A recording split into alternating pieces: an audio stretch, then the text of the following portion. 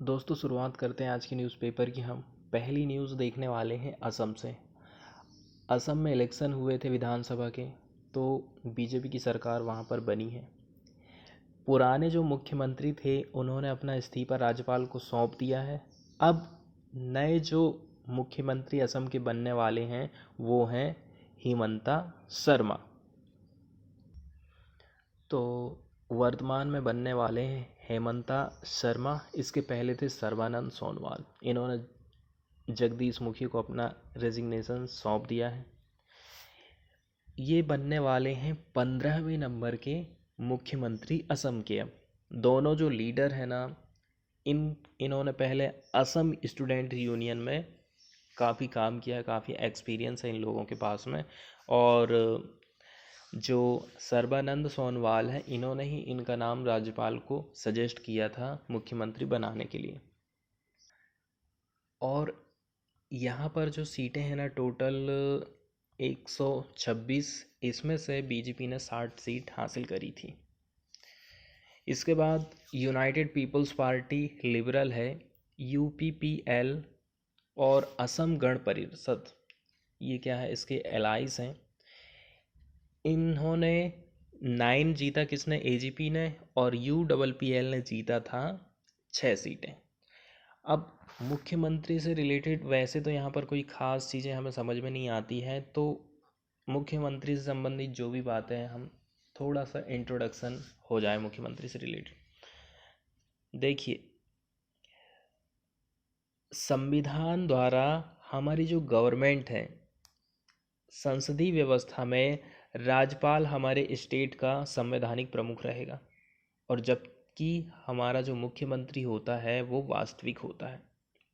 यदि दूसरे शब्दों में हम कहें ना, तो राज्यपाल राज्य का मुखिया होता है और मुख्यमंत्री हमारी गवर्नमेंट का मुखिया होता है। हमारे राज्य में मुख्यमंत्री की स्थिति ठीक उसी तरह है जैसे कि केंद्र सरकार में प्रधानमंत्री की रहती है। अब यहाँ से हम मुख्यमंत्री की नियुक्ति के बारे में देख लेते हैं। देखिए, हमारे कॉन्स्टिट्यूशन में मुख्यमंत्री की नियुक्ति और उसके निर्वाचन के लिए कोई विशेष प्रक्रिया नहीं बताई गई। केवल अनुच्छेद 164 में ये कहा गया है कि मुख्यमंत्री की नियुक्ति राज्यपाल करेगा। इसका मतलब ये नहीं है कि राज्यपाल किसी भी व्यक्ति को मुख्यमंत्री बना देगा। देखिए, राज्यपाल जो विधानसभा में बहुमत जिस पार्टी को मिलेगा उसके नेता को ही मुख्यमंत्री नियुक्त करता है। लेकिन यदि किसी पार्टी को स्पष्ट बहुमत नहीं मिलता है तो राज्यपाल क्या काम करेगा, मुख्यमंत्री की नियुक्ति अपने विवेक के अनुसार करता है, अपने हिसाब से करता है। ऐसी परिस्थिति में राज्यपाल क्या काम करता, सबसे बड़ी जो पार्टी है या फिर दलों का जो पार्टी का जो ग्रुप है, उसके जो लीडर है, नेता है, उसी को मुख्यमंत्री बनाता है।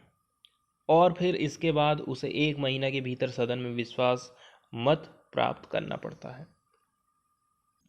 देखिए, ध्यान देने वाली बात यह है कि मुख्यमंत्री को नियुक्त करने से पहले ज़रूरी नहीं है कि उसको बहुमत, ठीक है, पहले ही वो सिद्ध करे। पहले क्या है, उसकी नियुक्ति कर दी जाती है, इसके बाद वो अपने बहुमत को सिद्ध करता है। अब एक कंडीशन ऐसी भी आ सकती है जैसे कि कार्यकाल के दौरान, ठीक है, किसी सीएम का कार्यकाल चल रहा है अभी और उसी दौरान उसकी डेथ हो जाती है। ऐसे टाइम में राज्यपाल अपना व्यक्तिगत फैसला लेता है, ठीक है।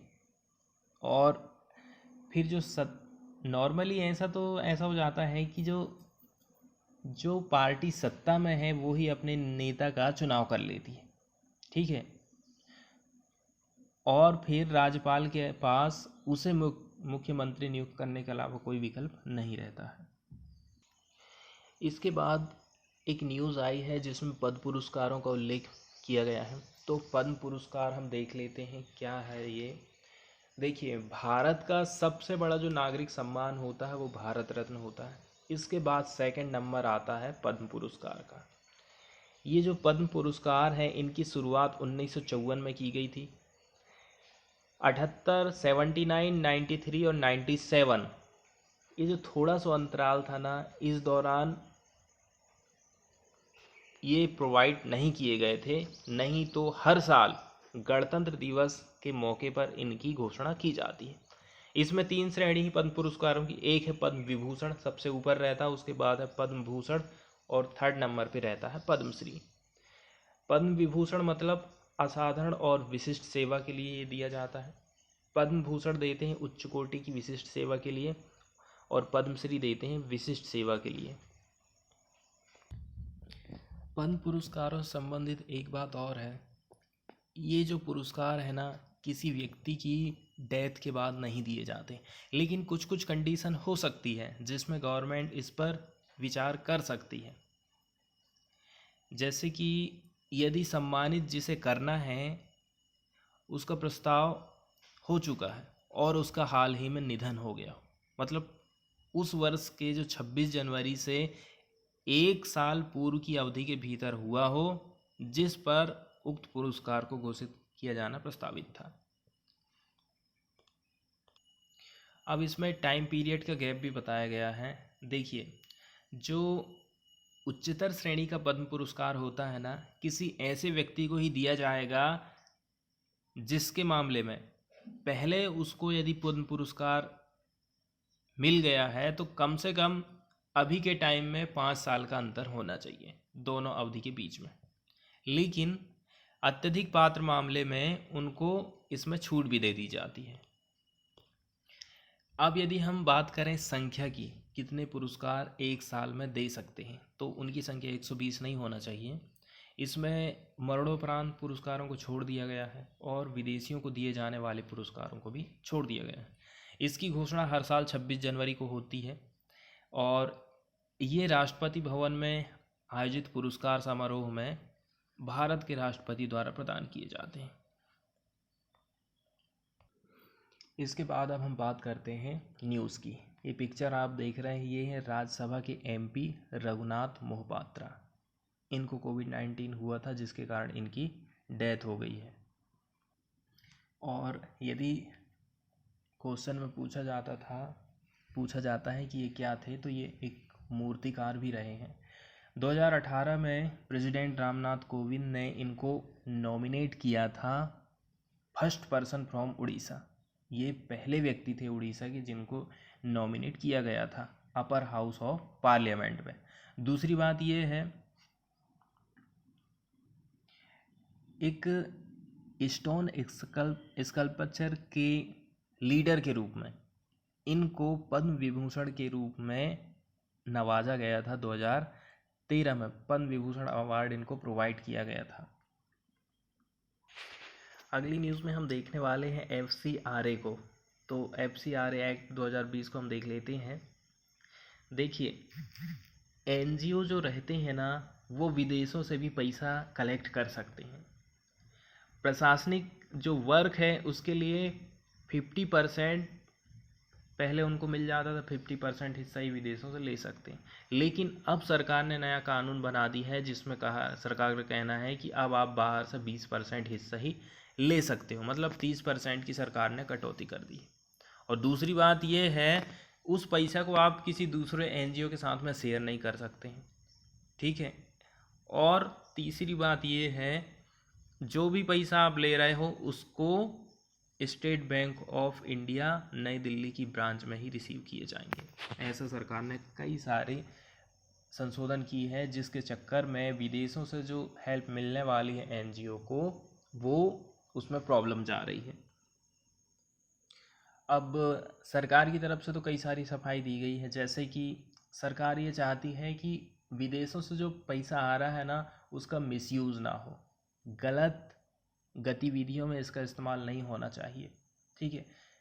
और इस कानून के पीछे सरकार का मकसद है कि विदेशी चंदा लेने पर पाबंदी लगाई जाए, विदेशी चंदे के ट्रांसफ़र और FCRA अकाउंट खोलने को लेकर स्पष्ट नियम बना दो, आधार नंबर देने की अनिवार्यता की व्यवस्था को लागू कर दो, ऐसा सरकार का कहना है। और सरकार ऐसे कठिन कानून क्यों लाती है? क्योंकि ये जो NGO रहते हैं ना, सरकार की कमजोरी को जनता के सामने रखते हैं। इस चक्कर में भी सरकार इनको दबाना चाहती है, ऐसा NGOs का कहना है। अब हम बात करते हैं न्यूज़ की। FCRA एक्ट 2020 में बनाया गया, इसमें कई सारे संशोधन किए गए, जिन संशोधनों को हम देख चुके हैं। तो एनजीओ का जो वर्क है ना, इस एक्ट से बहुत बुरी तरह से प्रभावित हो रहा है, ऐसा एनजीओज का कहना। इसमें कंपलसरी कर दिया गया है कि आप दिल्ली के एसबीआई की ब्रांच में अकाउंट खोलिए। इसमें हमें बहुत बड़ी प्रॉब्लम जा रही है। अब थोड़ी सी जानकारी और हम देखते हैं। देखिए, ऐसे एनजीओ जिनका रजिस्ट्रेशन हो चुका है वो विदेश से चंदा ले सकते हैं 5 पर्पस के लिए। कौन कौन सा है? पहला, social, educational, religious, economic and cultural. इन क्षेत्र में यदि ये हेल्प करना चाहते हैं लोगों की तो विदेश से ये पैसा ले सकते हैं। दूसरी बात ये है, FCRA रजिस्ट्रेशन क्या है? कंपलसरी है एनजीओज के लिए जिनको भी फॉरेन फंड्स लेना है। अब यदि हम बात करें कितने एनजीओ अभी तक FCRA में रजिस्टर्ड हो चुके हैं, तो 22,591 एनजीओज ऐसे हैं जो कि इसमें रजिस्टर्ड हो चुके हैं। इसके अलावा भी कई सारी समस्याएं हैं, जैसे कि इनको कुछ कॉपीज़ जमा करनी पड़ती है। नेसेसरी पेपर की जितनी भी कॉपीज़ है ना, इनको जमा करना पड़ता है। पर्सनल डॉक्यूमेंट्स देना पड़ेगा, जैसे कि आधार कार्ड की कॉपी देना पड़ेगा। दूसरी बात, KYC ऑफ ट्रस्टीज़ और जितने भी अदर मेंबर हैं ना एनजीओ के, इनकी भी कॉपीज़ इनको देना पड़ता है। और आपको पता है, अब ये जो ट्रस्टी लोग हैं ना या मेंबर लोग हैं एनजीओ के, वो कोई कहीं रह रहा, कोई कहीं रह रहा। अब कोविड-19 का रिस्ट्रिक्शन लगा हुआ है तो कितनी दिक्कत जाएगी लोगों को आने जाने में। ऐसी सारी समस्याएं सामने आ रही हैं। एक तरफ तो इनके सामने समस्याएं हैं और दूसरी तरफ सरकार कहती है कि आप लोगों की हेल्प करिए। मतलब डिजास्टर मैनेजमेंट अथॉरिटी है ना, उन्होंने इनके साथ एक वर्चुअल मीटिंग करी थी जिसमें उन्होंने कहा था कि देखो अब आपको भी आगे आना होगा, आपको हेल्प करना पड़ेगा। लेकिन जब इनकी ये कंडीशन, इतनी इनको प्रॉब्लम्स आ रही हैं, तो ये लोग कैसे खुलकर हेल्प कर सकते हैं? इसके बाद हम देखने वाले हैं कर्नाटका की न्यूज़। तो कर्नाटका का आज हम मैप ना देख के कर्नाटका का थोड़ा सा जीके देख लेते हैं। देखिए, 1799 टीपू सुल्तान और 1818 पेशवा। इनकी पराजय के बाद कर्नाटक ब्रिटिश सरकार के अधीन हो गया था। आज़ाद जब हुआ ये ब्रिटिश सरकार से, तो 1953 में मैसूर स्टेट बना था और कन्नड़ भाषा बोलने वालों की अधिकता वाले अलग अलग क्षेत्रों का एकीकरण किया गया था। इसमें सबको मिलाकर एक स्टेट बना दिया गया था। 1973 में इसका नाम फिर बाद में कर्नाटक कर दिया गया। कर्नाटक की यदि हम स्थिति देखें तो जो दक्षिण का पठार है ना, इसकी ये पश्चिमी हिस्से पर स्थित है। इसके पूर्व में आंध्र प्रदेश है, दक्षिण में तमिलनाडु, पश्चिम में अरब सागर तथा उत्तर में महाराष्ट्र और गोवा है। इसमें जो नदियां बहती हैं उनके नाम देख लेते हैं। कृष्णा, भीमा, मालप्रभा, घाटप्रभा, तुंगभद्रा, वेदवती, कावेरी, हेमवती, सिमसा, आकर्णवती, लक्ष्मण तीर्थ और कबीनो है। और देश का काफ़ी का 59% हिस्सा यहीं से होता है। हमारे देश में जितना भी टोटल उत्पादन होता है उसका। और यदि हम यहाँ के प्रमुख नृत्य की बात करें तो भरतनाट्यम यहाँ का प्रमुख नृत्य है। और कई बार ये यक्षगान भी पूछा गया है, तो ये हमको याद रखना है। गलनाट तथा यक्षगान, वीरागेश, कमसेल, कोलार और डोलू किनिक्ता यहाँ की प्रचलित नृत्य शैलियाँ हैं। अब यदि हम बात करें राष्ट्रीय उद्यान और वन्य जीव अभ्यारण्य की, तो यहाँ पर 5 राष्ट्रीय उद्यान हैं, जैसे कि बानेरघाटा, बांदीपुरा राष्ट्रीय उद्यान, नागरहोल राष्ट्रीय उद्यान और कुद्रेमुख राष्ट्रीय उद्यान। अब हम बात करते हैं यहाँ की जनजातियों की। तो यहाँ चेंचू है, भील है, गोंड, मलेरू और बेड़ा। अब हम बात करते हैं न्यूज़ की। देखिए, एक जनजाति है यहाँ की कर्नाटक की जिसका नाम है हक्की पिक्की। एक वुमेन है, मतलब एक स्त्री हैं, वो तो कोविड-19 की जंग को जीत गई हैं। मतलब इससे वो ठीक हो गई हैं, लेकिन इनके हस्बैंड और इनके जो बच्चे हैं ना, अब उन पर भी कोविड-19 के लक्षण सामने आ रहे हैं, इसलिए काफ़ी ये चिंता की बात है। तो हमें इस ट्राइबल्स का नाम याद रखना है, ये किस स्टेट की है और उस स्टेट में भी ये कहाँ पर पाई जाती है। तो हक्की पिक्की जो कम्युनिटी है ना, ये अंगद हाली हसन डिस्ट्रिक्ट में पाई जाती है, और जो एरिया है कर्नाटक का वो है इसका साउथ वाला हिस्सा है। देखिए, केवल ये अकेली नहीं है, कई सारे पीपुल हैं इस कम्युनिटी के, ठीक है, लेकिन अब हम पार्टिकुलर उस महिला की बात कर रहे हैं। इनके कमाई का साधन क्या है? ये एक टाउन से दूसरे टाउन जाती हैं और चीज़ों को बेचती हैं, जैसे कि नेकलेस हो गया, डोल्स हो गया, इससे इनकी कमाई होती है। तो जब जैसे ही अपने काम से वापस आती हैं तो इनकी तबीयत कुछ ख़राब मालूम होती है, और ये प्राइमरी जो हॉस्पिटल है वहाँ पर जाकर अपना चेकअप कराती हैं तो कोविड-19 पॉजिटिव पाया जाता है। लेकिन अब बात आ जाती है आइसोलेशन की। तो आइसोलेशन इनके लिए सबसे बड़ी कठिन समस्या है, क्योंकि देखिए, ये रहते हैं सीट वाले मकान में, इनके पास कोई पक्का हाउस नहीं है, जितने भी मोस्ट ऑफ इस कम्युनिटी के मेंबर हैं ना उनके पास, और ना ही इनके पास कोई सिक्योर्ड लैंड है ताकि वो कल्टीवेशन कर सकें। कई सालों से ये इसके लिए संघर्ष कर रहे हैं।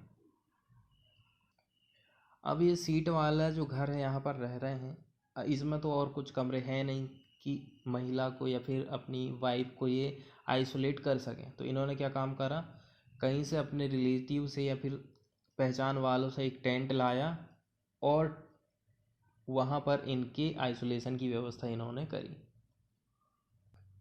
अब समस्या जाती है आजीविका की, लाइवलीहुड की।